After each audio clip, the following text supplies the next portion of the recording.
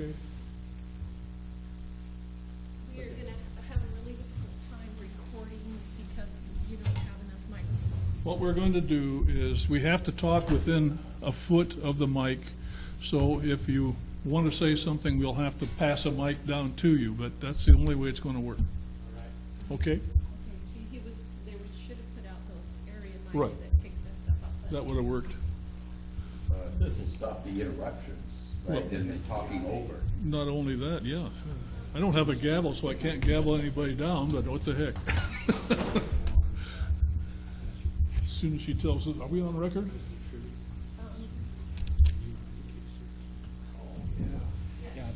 Okay. We are on record, and we will call this to order. Let's have a roll call of the City Council.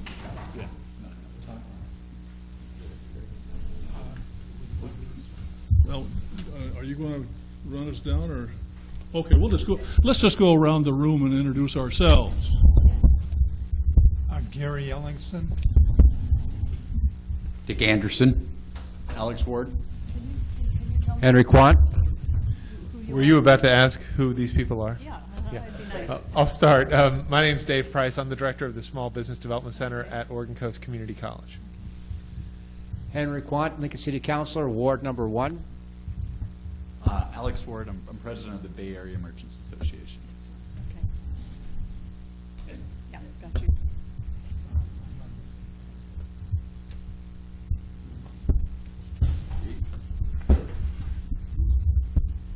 Wes Ryan, City Council, Ward 1.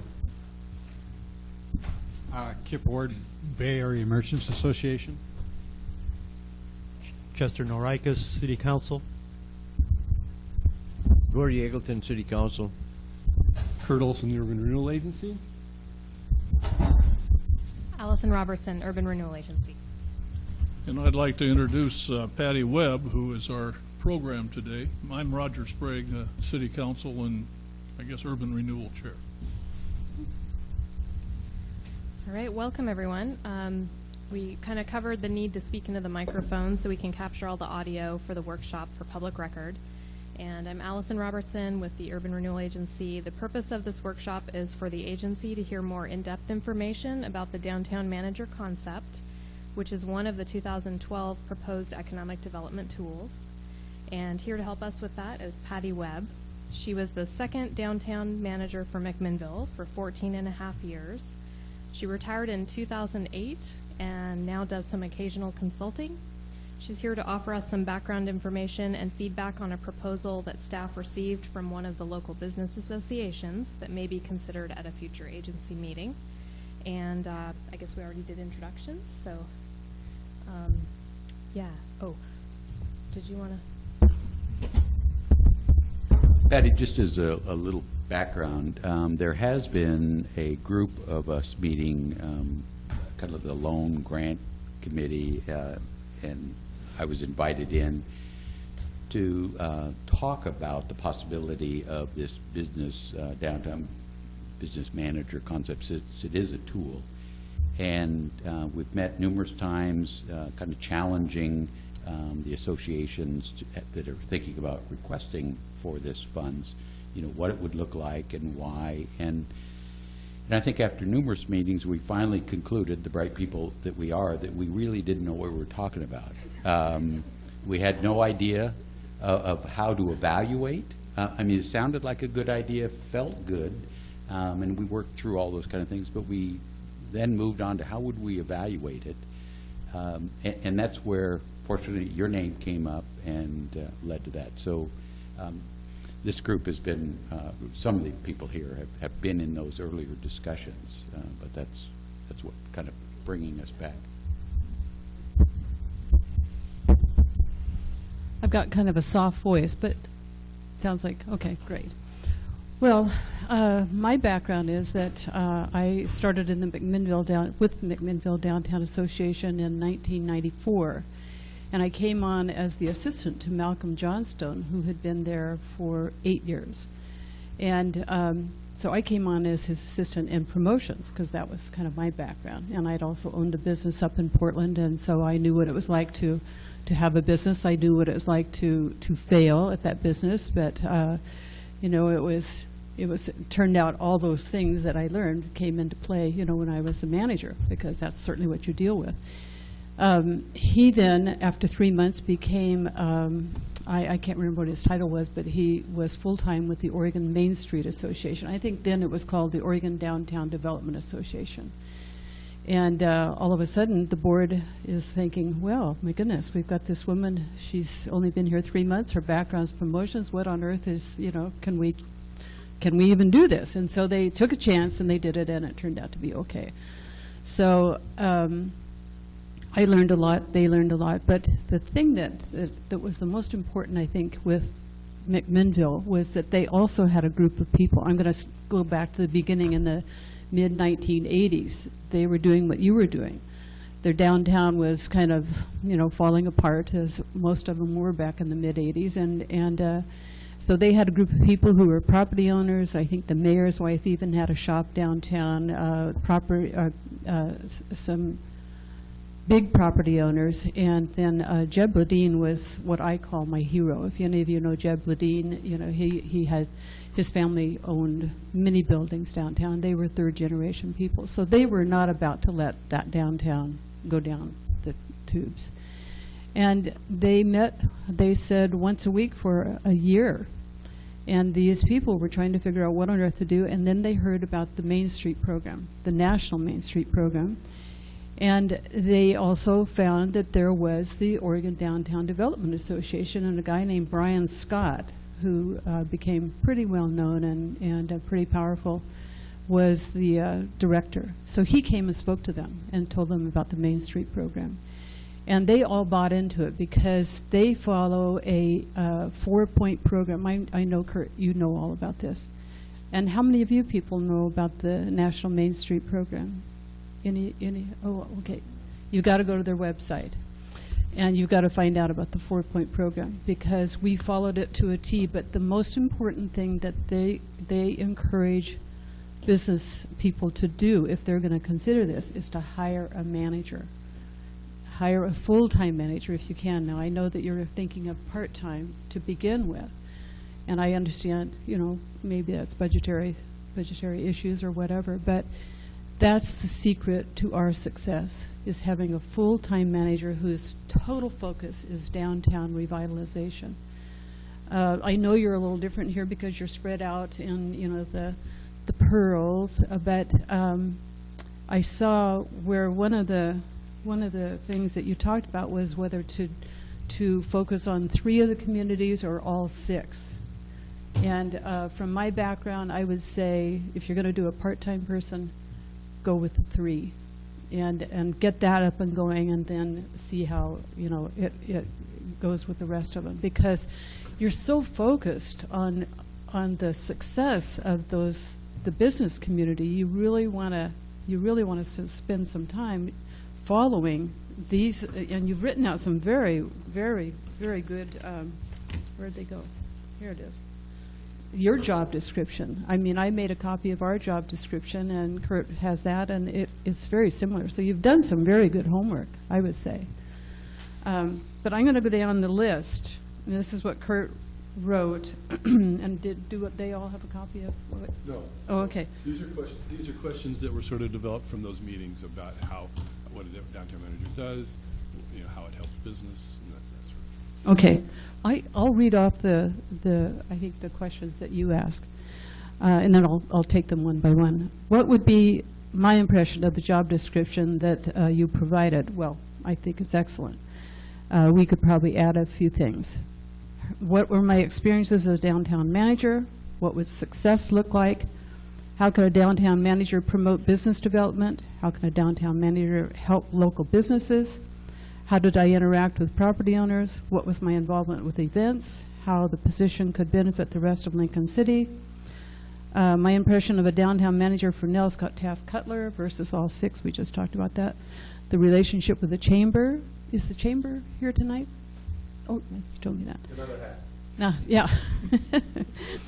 Suggestions for you moving forward. Future funding of the position. Is your concept sound or need tweaking? Part-time, blah, blah, blah. So my experience as a downtown manager, and again, my background was promotions.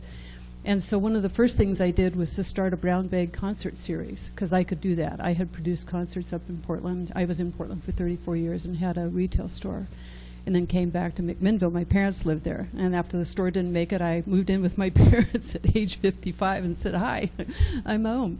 But it took a year, and I found the job. It was my dream job, and it was just the job for me. I saw that the brown bag concerts, you know, even though it was promotions, it was bringing people downtown. So it was fitting into the whole economic development as part of the 4 points. I want to go into the 4 points. The 4-point program, these are 4 committees that you absolutely have to have, and I would highly recommend that you follow that program, even if you don't join the Oregon Downtown. Well, now it's the Oregon Main Street, but I would highly suggest connecting with those folks. Did you go to the conference at all last week? No. Kurt, did you? It was the conference was held in McMinnville, and we just showcased McMinnville as the second best town in the whole United States, as judged by Parade Magazine. Did you all know that? Yeah. Yeah. Parade Magazine held a contest, and McMinnville, Oregon came in second to Collierville, Tennessee. So it was crazy. Anyway, we had a lot of great people attending, and so it was people like you. It was property owners, it could be city council, it could be retail shops, the board of directors, you know, especially the managers or chamber people coming. So anyway, the 4-point program is a design committee, and so you're dealing with issues of beautification downtown. I'll go into detail about some of the things that we did under each one of these programs. Economic development, so that's business recruitment and retention. You can find all these on the National Main Street website. The organization, of course, is the board of directors, but that also includes, you know, getting a membership going. Sometimes some of these communities can't get, you know, some of the retail people to become members, but I became very good at that. You know, I was talking people into doing it because I was so passionate about the job, and I was so passionate about my community. I mean, I just saw all sorts of potential there. I don't mean to be ignoring you, but maybe if I, yeah, I'm not looking at either one. Okay.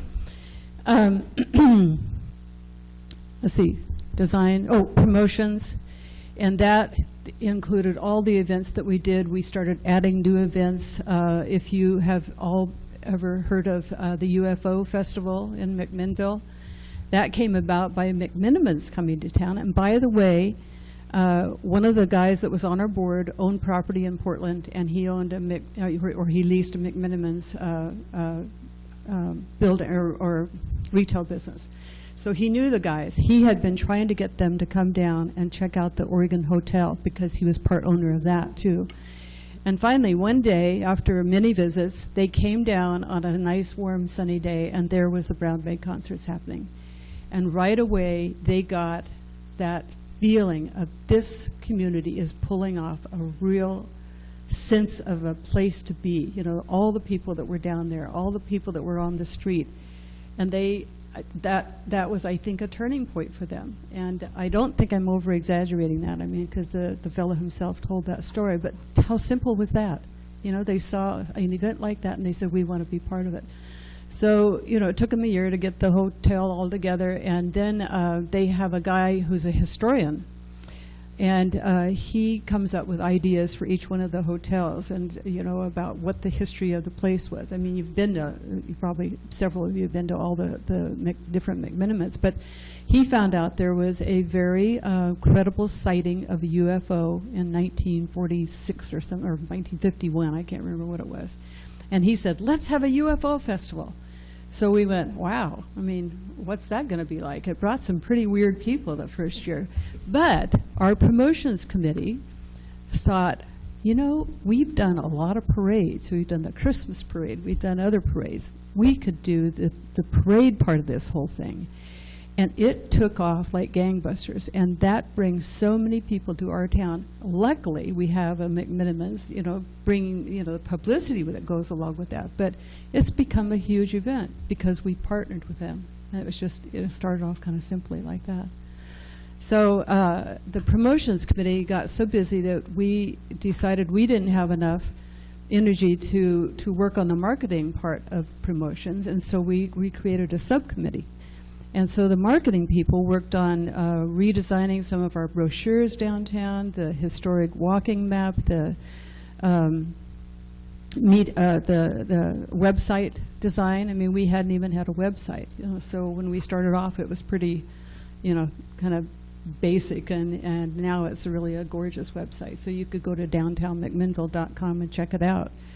And now we've got a person that we've hired as the assistant to the director, and she's in charge of promotions and marketing. So we, in those early years, Jeb Ledeen and that group set about trying to figure out how to fund this thing.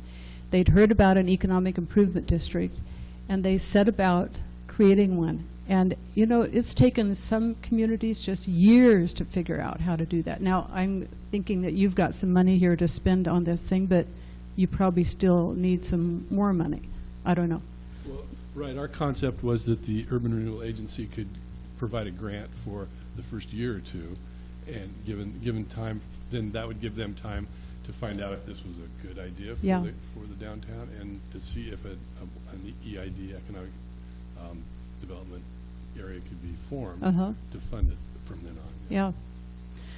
So that's, this is property owners paying an assessment.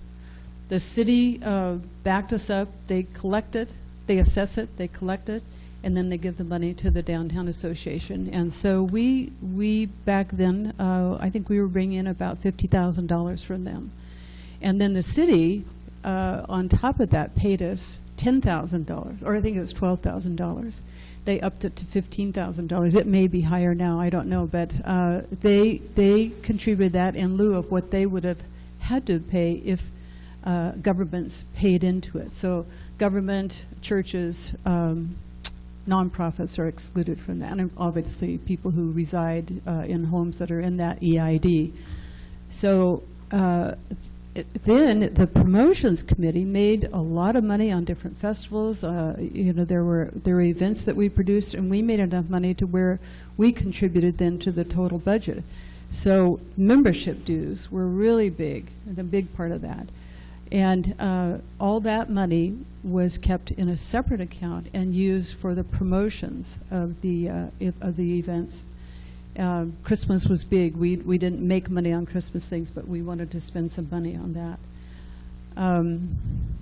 The design committee, one of the biggest things that we did was we were looking at these old Cobra lights, kind of like what you'd have on a highway. And here we were developing this beautiful downtown, and we had these ugly lights. And so our design committee said, we want some historic lampposts. So we thought, how can we fund this? The city didn't have enough money, they said. So we came up with an idea to have one block, and I think there would have been 4 lamps in that one block. And we would raise the money through donations from either people or businesses.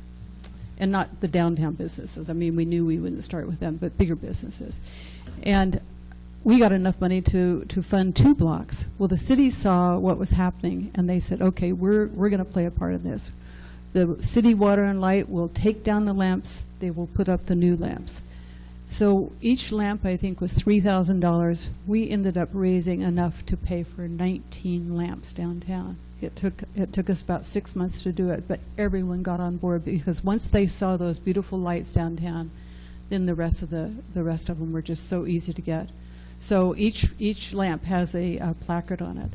So that was, beautification. I mean, downtown beautification wasn't something that usually made money, but this way we raised the money to do something that was so visible. We created banners. We created a new brand. We called ourselves Oregon's favorite Main Street. That was kind of kind of arrogant, you know, but I was a little embarrassed because I knew what some of my other downtown managers were going to say. It's like, well, how do you get away with that? And it was our marketing committee, you know, and it took us a year to come up with this. And I had said something about David Wu used to come into town, and he would say, "Oh, this is my favorite downtown." And you know, I knew he probably said that to a lot of them. And they said, "Well, let's just say it's Oregon's favorite Main Street." I went, "Oh my gosh!" And so we looked it up, and the name wasn't taken, so we just went for it. So, you know, it kind of turned out okay with the Parade magazine deal, you know. But anyway, we branded it. We've got, you know, a local graphic artist who helped us. And so, I mean, I'm just telling you all these things because this is just so much of what a manager does. You know, you're staying on top of those committees. You have got to have a relationship with your property owners. Sometimes I even brokered deals, you know, where somebody wanted to buy a building and I knew that there was somebody that was possibly interested in that. I kind of brokered a deal with a bookshop that was just a sort of mediocre bookshop, and this wonderful young woman came to town and she said, "I would love to have a bookshop." She said, "I used to work at Powell's and Borders," or something like that. And I said, "Oh my gosh." I called up the old bookshop owner, and I said, and she was talking about retiring, and I said, "I have got a deal for you. You're just not going to believe it." So I put the two together, and we've got this beautiful bookshop downtown. She's still there, and she's even bought a building too. So, you know, that's some of the things that you do as a manager. So what would success look like? Well, now we're 25 years old, 1986. I mean, you know, and we're now successful. I mean, I could feel it. I knew, you know, a lot before when I left, right before when I left. I mean, things were really getting to where I had been wanting them for a long time. And we had our storefronts filled. I mean, that's a big job, is trying to create, with your economic development committee, what kind of stores do you want downtown? And so then I went out and I went to different towns and called up and made appointments and talked to people, and I ended up getting a really great clothing store to come, another clothing store, excuse me, a second clothing store from Corvallis. And it worked out great. They're still there today. Red Fox Bakery. They used to be in Lincoln City. I'm sorry, but we kind of took them away. I know, that's where they went. And I think somehow we heard rumors that they were thinking about, you know, looking around for somebody else or some other place to be in. So I called them right away, and it took a while, but all of a sudden a restaurant opened up and it had a red awning, and they were called the Red Fox Bakery. And so they worked out the deal. But oh boy, that was great, and we needed a bakery. But the biggest thing, this is one of my biggest accomplishments, I think, was I had wanted a grocery store downtown. They were on the top of our list of the top 10 businesses we wanted. And I know you guys have probably got a list going somewhere. But there was a funky business downtown, and they sold, well, no, they didn't sell. They rented furniture and videos. And it was a very odd combination. It was just the kind of store you want them gone. Well, all of a sudden they decided that they were going to leave. I think they were sort of a chain store in Oregon. And I had been courting these two women who had taken over the Natural Foods grocery store out on the highway. And it was in a crazy place. You just took your life in your hands, you know, to be able to get in there. And because I had been in Portland, I was eating at Nature's, you know, I love Nature's, and then it turned into, you know, Wild Oats and then whatever. So as soon as I heard those people were leaving, I made a beeline out to the store. I said, "You've got to come downtown." I mean, really, it was almost like the day I found out. I went out there and said, "You just got to come down." And they took a look at it, and they said, and it had a parking lot in the back. So it's been the best thing to happen for downtown, because we have people who are living in apartments downtown. I know that's probably not sort of what's happening here, but I don't know that for sure. But great retail. It was a great coup, because there's people now who live downtown, and now some of the apartments have been turning into guest apartments. So people are coming and staying for a weekend, they're staying for a week, They're staying for a month, you know, depending on what they want to do in the wine country. It could happen to you guys. So a great grocery store and a deli, you know, that goes with it. So right now, we've got 9 tasting rooms downtown, wine tasting rooms, and then one guy came in with beers, imported beers and some local beer. And he is just so busy he can't see straight. So, you know, that was after I was gone. I mean, that was brilliant on his part to come down and do that. We've got several buildings that are owned by local people. A couple of gals, mother-daughter, they bought the old 1893 building, which used to be kind of a department store, and they made it into, it's called La Bella Casa, and so it's all sorts of beautiful home decor, but she's thrown in some baby clothes, she's thrown in some purses, she's, you know, it's all kind of all over the place. But upstairs is the old Sage restaurant that's been there over 25 years, and it's in like the mezzanine part of it. So it's been, have you been there to the Sage? Isn't it great? Yeah, and they make their own bread, they make their own soup, and it's just a beloved place. Yeah. He's going to leave. He's going to wander. He's going to wander. Maybe we could go and see if there's some questions at this point. Oh, yeah. And there are people wanting to ask. Okay. And if not, then we can continue. Okay. Just and interrupt me anytime. I have one. Patty? Mm-hmm. I'm looking at the job description, and for a part-time downtown manager, it just seemed extremely full, extremely demanding. Well, it can, or you can make it what you want. I'm telling you what a full-time manager did. And that's why I say stay with the 3 cities rather than 6, because I think if you focus, and you know, if you had your board of directors, obviously you're going to do that, and seriously, if you use these 4-point program, you're going to have the different committees made up of, I mean, the design people, that could be architects, it could be landscapers, it could be, you know, people that would, well, we got one lady as a retired librarian, and she donates all her time doing the flowers downtown. Economic development, that's Jeb Ladine, it's real estate people. You know, you can picture, if you pick your committees wisely, then you can really focus on them helping that manager. You know, they can be carrying out some of the goals. You know, the recruitment though would be, it would have to be, I think, the manager. You know, if you want to get some good businesses, but it's going to be at the direction of your committees and of your board, obviously. And you're talking about the board of the Downtown Association? Yeah. Uh-huh. And the Downtown Association is in addition to the Chamber of Commerce in McMinnville? It's totally separate.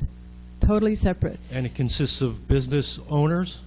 The Downtown Association can be anybody, really, but mostly you're focusing on either property owners, retail owners. It could be maybe a manager of a retail shop that was really active.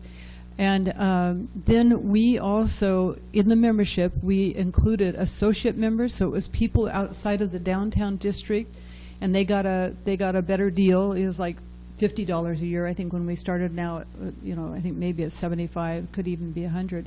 Nonprofits, businesses out of the district, and oh, and then a third one is Friends of the Downtown Association. So that's people that love what's going on with downtown, and they make perfect volunteers. Get them involved, and maybe there's one of the guys that was a friend became part of the design committee, and he was instrumental in getting public art downtown because he saw what was going on in Lake Oswego. Our design committee took a field trip up to Lake Oswego. We learned all about how that program got started, and we worked with the city and got our public art started. And so it's been going on about 7 years now, and that was from a friend of the Downtown Association.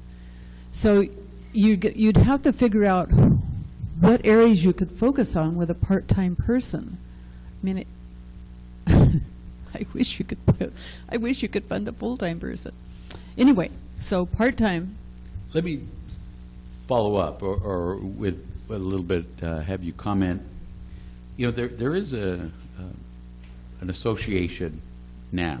Is it a business association? It is. Yeah. Merchants, Bay Area Yeah. Merchants Association, that kind of covers these South 3 pearls.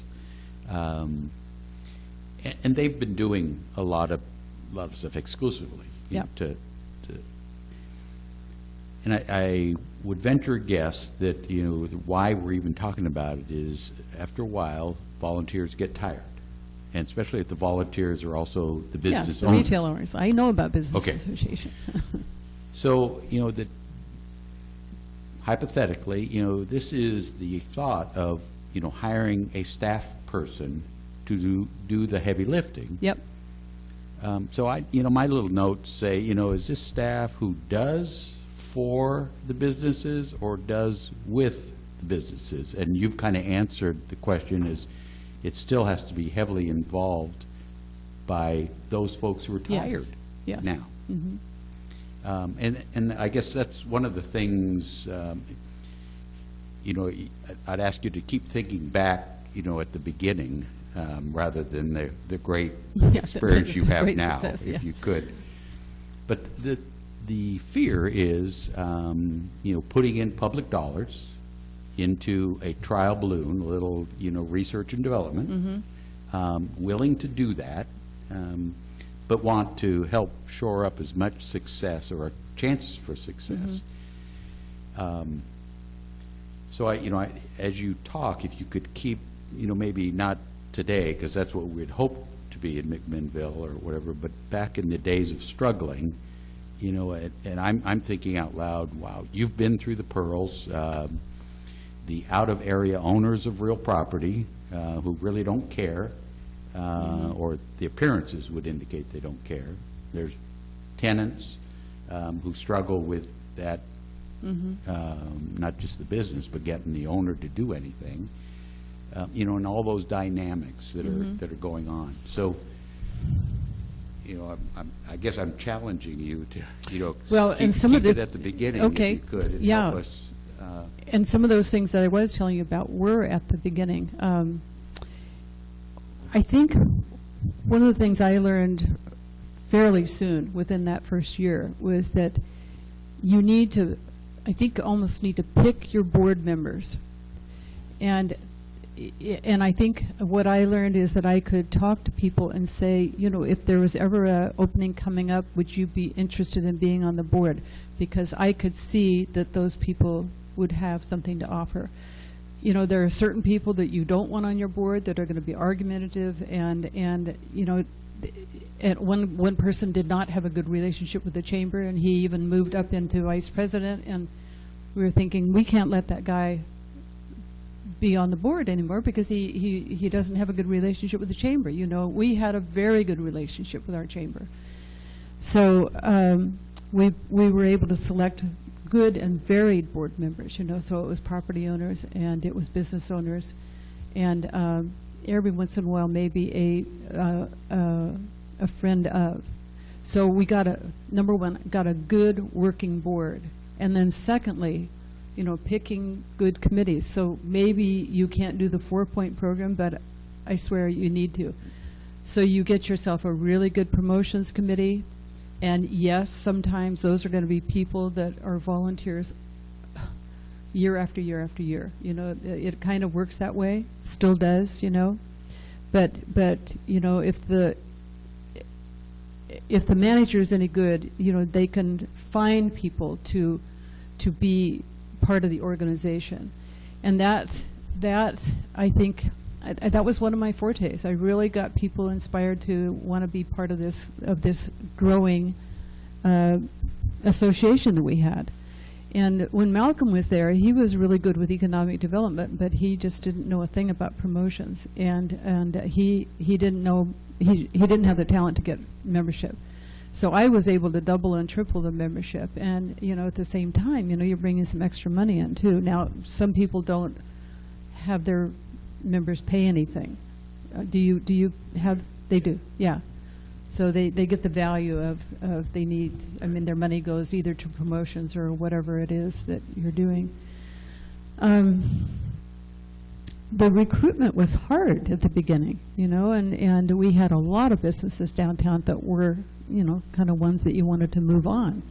But, you know, if you get 2 or 3 that come in there that make a difference, that really, really helps a lot, you know. So once you get a couple of them going in that look like they're going to be successful, and you do everything you can to try to make them successful. I mean, part of the thing that you're doing is promoting these new businesses. You know, that's part of the organization.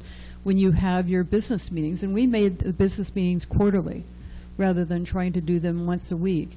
And what I realized after trying to do them in the morning, because people, they didn't necessarily come, but if you did it in the evening after the store closed, and we met at a different place each time that could offer food and drink, you know, that helped. I mean, I'm not saying people got drunk or anything like that, but, you know, it made it a little bit more celebratory.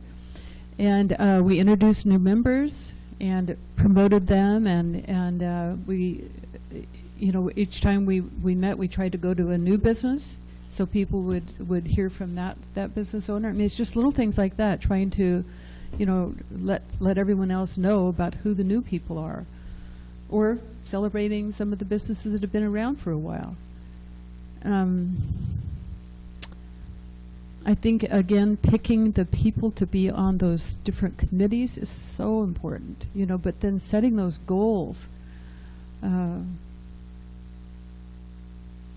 working on them, you know, and basically I really was the one who carried out you know, what we were going to do. I mean, because those people were busy. They were the business owners. They didn't have time to do it. Same thing with promotions. We had the businesses, a lot of businesses downtown, but I still had to kind of come up with them, with the ideas, and then follow through on them. Another question, please. Yes. Patty, the fact that you needed a downtown manager in spite of having a Chamber of Commerce, did that indicate the Chamber was not doing its job? No. With the Chamber, you know, they're concerned with the whole city. And the focus of the Downtown Association is strictly that downtown, so they can put all that energy into that.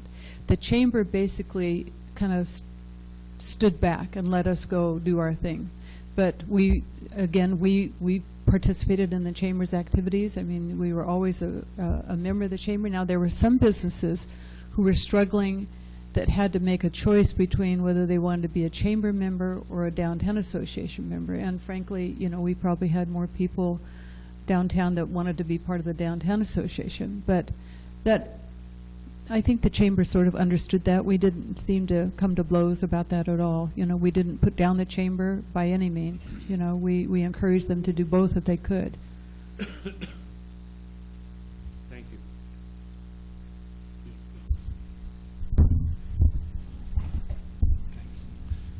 Patty, how many members do you have or do they have in their downtown association? Well, when I left 8 years ago, and right now I don't know what the total membership is, but we got our members, I think we were getting close to 200. And that was great. And that's, yeah. But remember, that's associate members. And nonprofits, and that included a lot of churches that surrounded the downtown. We had churches that were active. One of the ministers was so active, he ended up being president. Get your churches involved. You know, they like it. Although I know you do have a different configuration here. The second question was how many people did you have on your board? We had, I think the limit was 12, so we usually had a full board. Yeah, Bay Area Merchants Association is kind of holding hands now with the Nelscott Neighborhood Association. Yeah. And we're finding that we have a lot in common, and plus more volunteers. Yeah. So. And the Bay, are you calling it base? We're Bay Area Merchants Association. Okay. Oh, yeah, you two are together. Just a little background, too, by the way. My family has had a condominium at the Overlook for years, and my parents passed away 7 years ago, and my sister and I have taken over the ownership.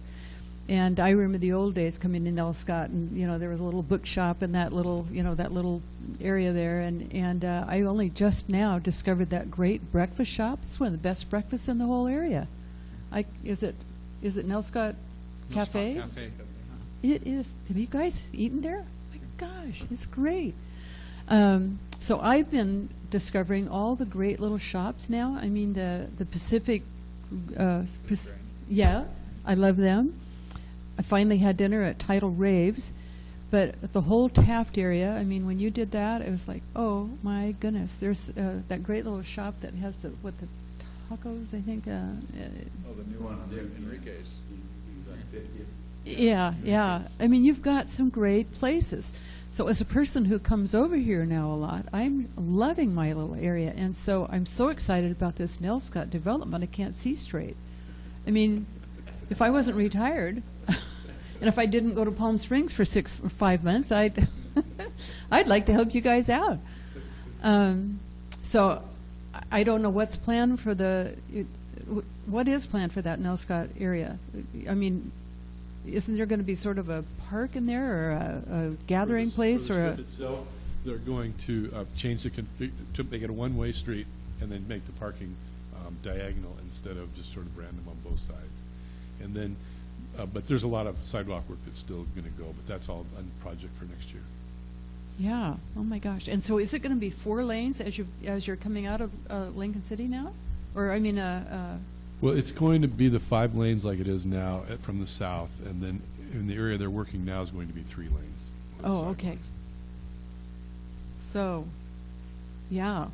So where are the shops in Nelscott, besides that little strip? I mean, what is it? All the businesses on the highway? I mean, Well, that's where it is now, but if I remember correctly, I guess Marview or Anchor, is that a live work down there? Is that Yeah, I zone think that way? some of the zoning is such that along the ocean front could be some commercial businesses Uh-huh. down there. But yeah, basically all the stuff in Nelscott now is along the highway, except for the hotels that Yeah. are along that. Gary is the Sandcastle Motel. I know. Hi, Gary. I knew who you were. We looked down on him. So, yeah, yeah. So I see a lot of potential, and I mean, I love going down to Newport and the little what is it, the beach area, Nye Beach. I mean, how great is that? I mean, so it's just going to go nowhere but up around this place. So We want our downtown manager to go steal Nana's Irish Pub. Well, see if they'll do a second one. Yeah, perhaps. I had a quick question for you. You were talking earlier about the funds raised, and this could have been years ago, but I think the figure I heard was, you raised $50,000 out of the improvement district or the taxing district that was formed, and then supplemented that with an extra 12 to 15,000 from the city, and then there were other funds raised on top of that. Apart from special projects like the street lamps, and we have some parallels we can point to in town, were you building cash reserves to buy to fund other projects, or was it more operating funds just to handle all the various events and other things that were happening?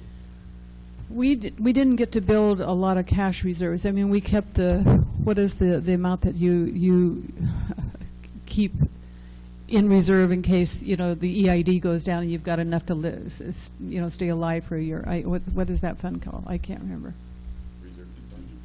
Contingency fund, I think so, yeah. So we were able to put enough away there, but we just didn't dip into that at all. But one of the things that we did, every once in a while, we would have somebody who hadn't been paying their EID, so they didn't get penalized except when they went to sell the business, and then there was a lien put against the business. So all of a sudden we might have gotten $8,000. So what we did was to use that for facade improvement. So we were able to help some businesses, maybe put a new awning in. So they put in half, we put in the other half. It could have been, maybe painting a new building or something or painting a building with a new color. Those things like that. And I know that I worked for Hillsborough for the first year I was out, And they had a major facade improvement program. I mean, up to over $10,000. I mean, you know, if you put $10,000 in, they were going to match it or something like that. It was crazy. But they were really getting a lot of beautiful work done on their buildings. So, you know, that would be great if, you know, but that's part of urban renewal too, isn't it? Yeah, and we currently have those programs. Yeah. Yeah, so, you know, we struggled trying to get enough money to do that sort of thing. And just recently, before the Oregon conference came, I'm on the design committee, and so I went downtown and took a survey of all the buildings that needed their awnings cleaned, because merchants don't like to do that, you know, as often as they should.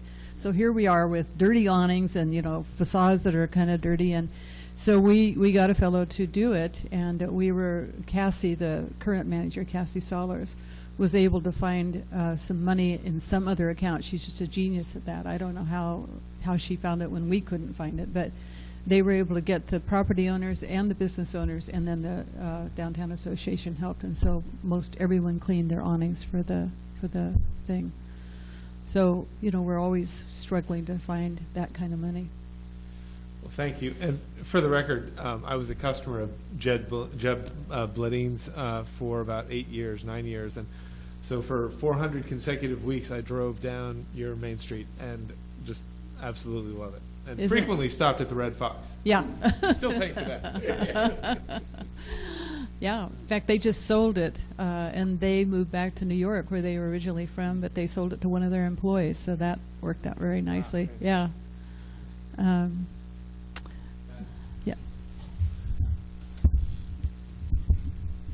Did you have any problems with blight in the downtown area, the area that you were working with? You know, not really. There were just maybe a couple of places that were pretty bad shape, and luckily, one of the worst ones is actually still there. It's like this auto repair shop. It's clear down kind of a block away from Jeb's, and the roof has been falling apart. They had to kind of fix that, but he wants to sell it for way too much money because he knows, you know, things are happening. But a fellow that owned Western Oregon Waste, he sold the company to Recology, and he's now building a beautiful, it was going to be a hotel with restaurant, but now it's a fine dining down at the bottom, and I guess a rooftop sort of bar affair where it's going to be more casual dining, and then the second floor is offices. And then he's got enough space in the back that he's going to maybe possibly build that hotel, but he's looking right at that blight, and I have a feeling that he's going to do something about that. So now that part of the town is starting to, you know, move closer down towards the Golden Valley Brew Pub, if you know where that is. But we've been so fortunate in having local people buy buildings. At one point, Penny's on the main drag was about where you stopped. Then McMinimans bought the hotel, and there's Penny's was in the 400 block.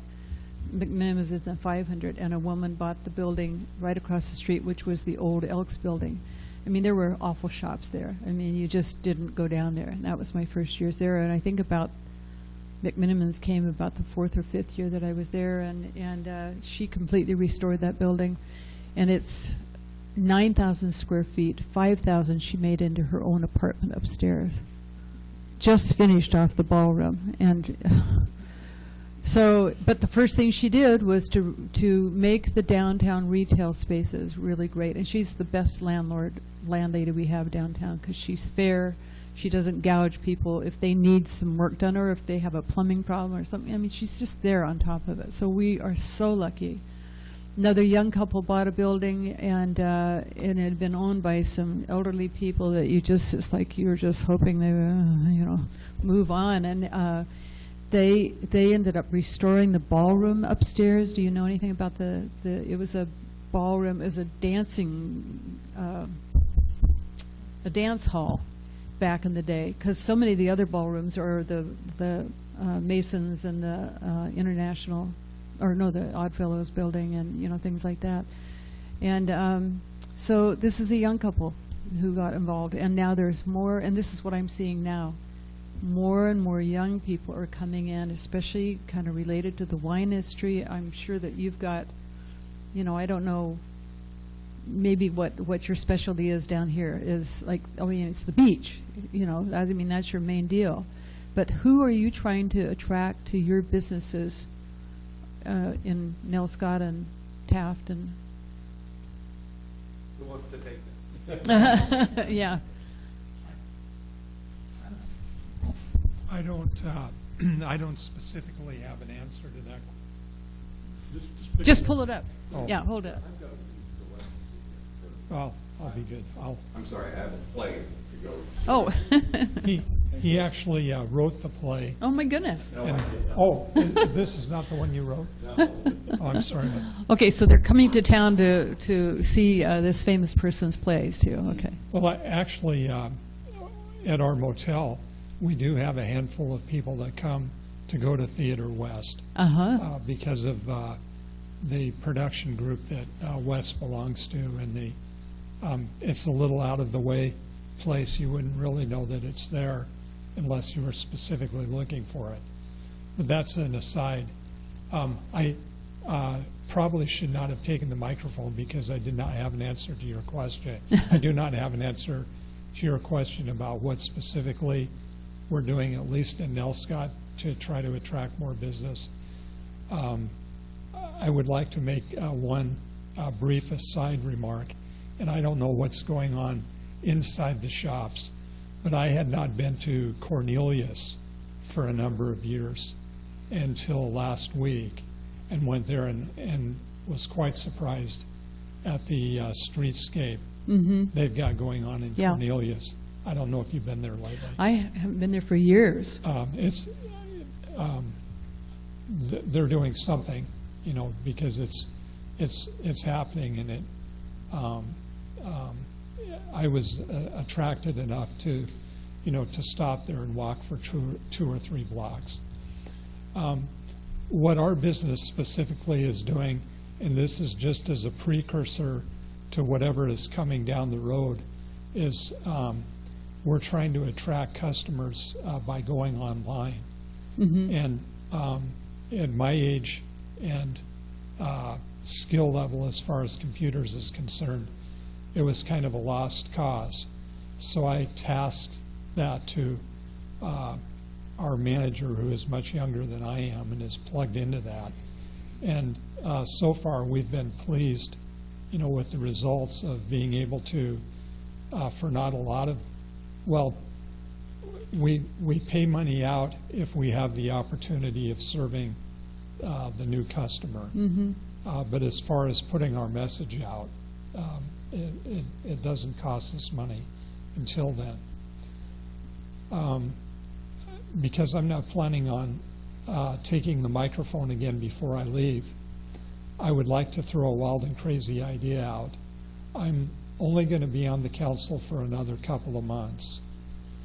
I'm just wondering, and I'm liking what I'm hearing and paying attention to what you're saying. We have a VCB is one of our city departments, and the most recent amount of money that I heard that is coming into the VCB is about $1.5 million. And those funds are strictly guided by law, really. And what ultimately, for the advertising part of the budget is concerned, is the money legitimately has to pass a laugh test by saying that it's going towards advertising.